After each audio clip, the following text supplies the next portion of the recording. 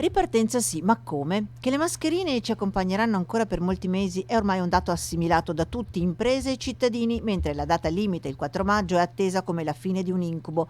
Se il Premier Conte annuncia che entro il fine settimana arriva l'atteso decreto sulle modalità di riapertura, il presidente del Veneto Luca Zaia puntualizza. Il tema è che nel momento in cui si andasse ad aprire, immagino che sarà così, parzialmente o totalmente, non ho ancora capito quale sarà la decisione, il 4 di maggio, se sarà così, è giusto non leggere questa apertura come la necessità di, come si dice, di dire è finita, non sarà la festa della liberazione, sarà l'inizio di un percorso di convivenza con il virus.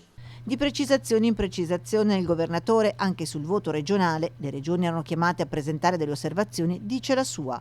Sono andati in Consiglio dei Ministri e ne è uscita una roba che non c'entra niente con quella che ci hanno chiesto di osservare. Spero che qualcuno abbia il buon gusto di informare, lo facciamo anche noi, da parte del governo, di informare il Capo dello Stato che quel provvedimento non è stato assolutamente quello approvato, minimamente condiviso con le regioni, visto ancora che è una competenza nostra convocare le urne nelle regioni. Non so per quanto ancora.